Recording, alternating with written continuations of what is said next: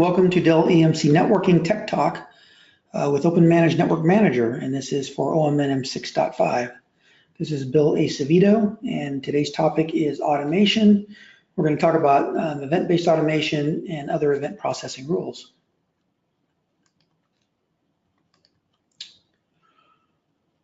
So the automation is found on the Automation and Actions tab, and what you see is the automation and event processing rules portlet down near the bottom here.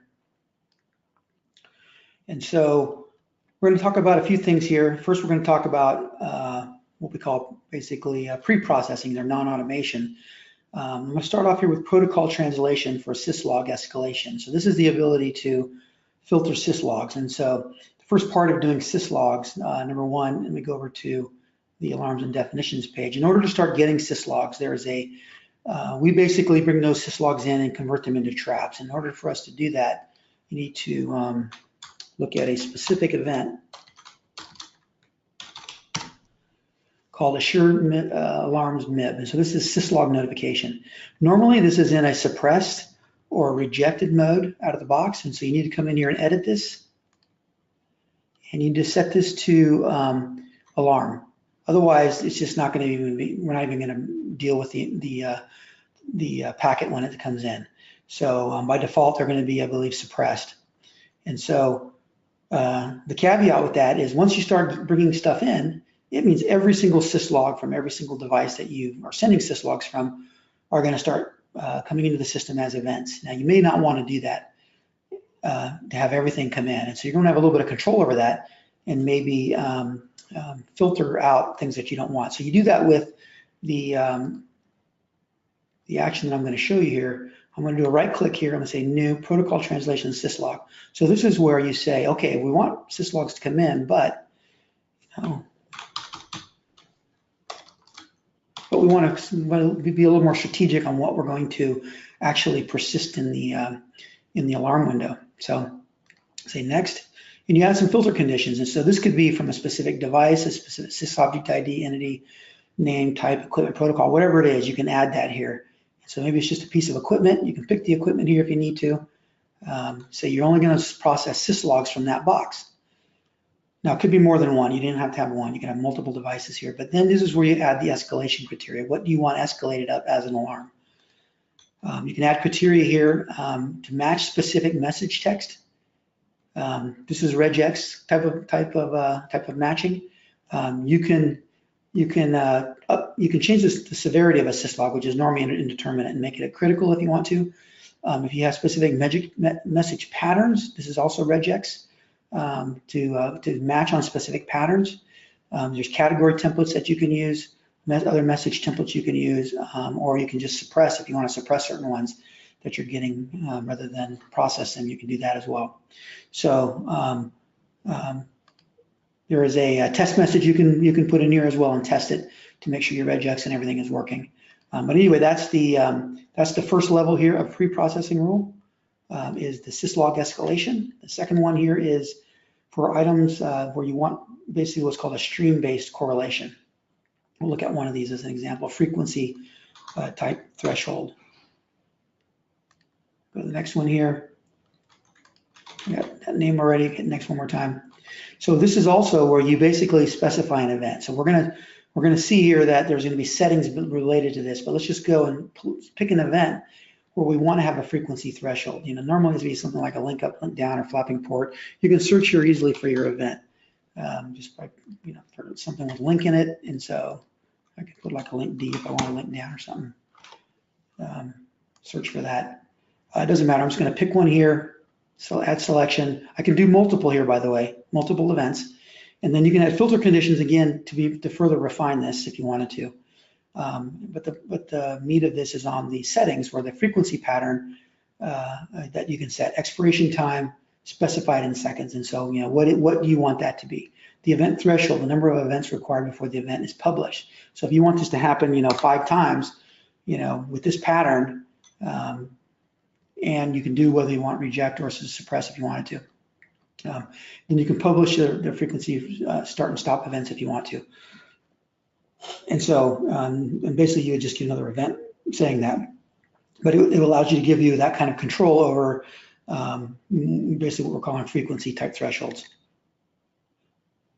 You can also do a similar thing with state flutter, and then there's also one for definition override. Now, all of these, we're going to have probably a separate tech talk, a deeper tech talk on all of these. I'm just giving you a high-level view right now. But on the event definition override, you may want to do something like, I'm getting something in and I want to always reject it. Maybe it's from a specific device or from a specific port. You always want to reject it or always support suppress it. Or maybe you want to set severity from a specific device always to a certain, critical. Everything else is maybe informational, but you want this one to be set to severe or that sort of thing. And so you have that kind of capability here.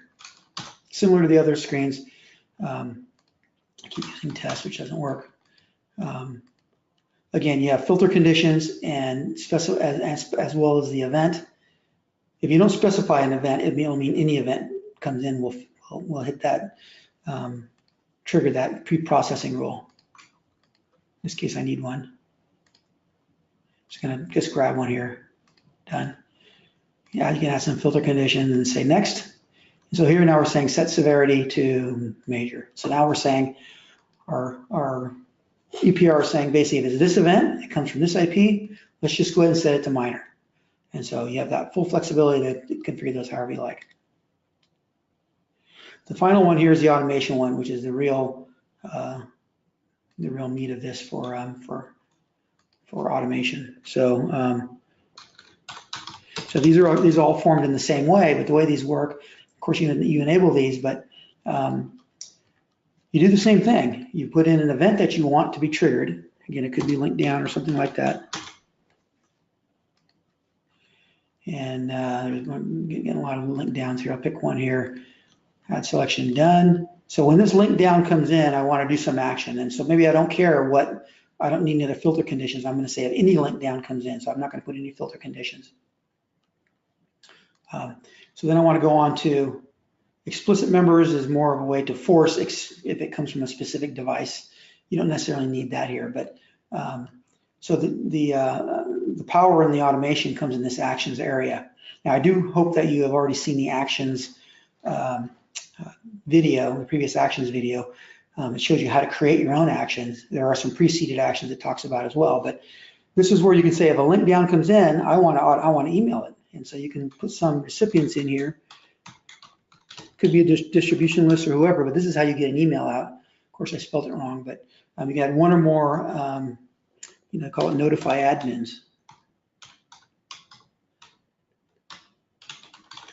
And add your specific email header, subject, whatever you want in here. There's actually more information you can get from the system using, if you look in our help, you'll see that these curly braces, there's a variety of attributes you can include in the email. If it's not included in the actual trap or the event var bind, you can actually pull information we've gotten through discovery about the equipment and include that in the subject header or footer. But you can also do SMS if you want to text somebody. So anyway, that's, let's say you want to do that, but you can also add other actions. And so we can draw on our full action inventory to go do other things. It might be something like a backup. I could pull that action in. Okay, so a bunch here with the backup in it. Net config backup right there. So I want to go, if I get this event, I want to do a backup, apply.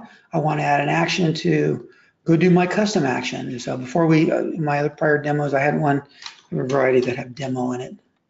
But maybe I've created my own action to go and configure a VLAN or who knows what it is. It could be anything. And you can give it parameters here if you want to fix those parameters here. But anyway, you can string together a whole bunch of actions that will be automated based on when that event comes in. So it gives you a lot of power to you can just send emails, which is fine, and notifies you, but you can also be reactive automatically. And so when if you want something to happen based on an event, you can actually go do it automatically and not have to wait for somebody else to come in and do it. A common situation is we'll talk about our ProScan application later, but you can set for something to scan a device and look for something like SNMP Community Public.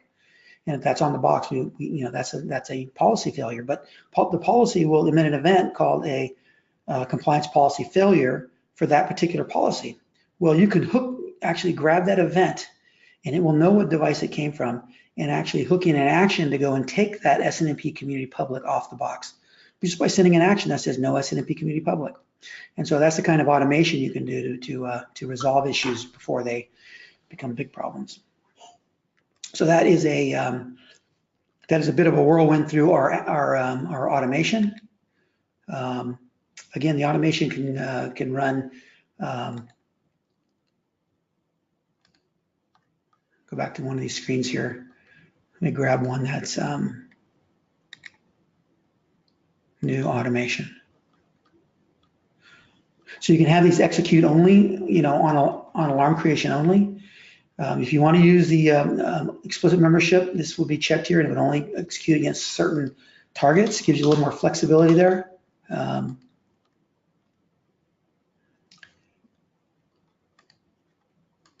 And again, any number of actions can be added.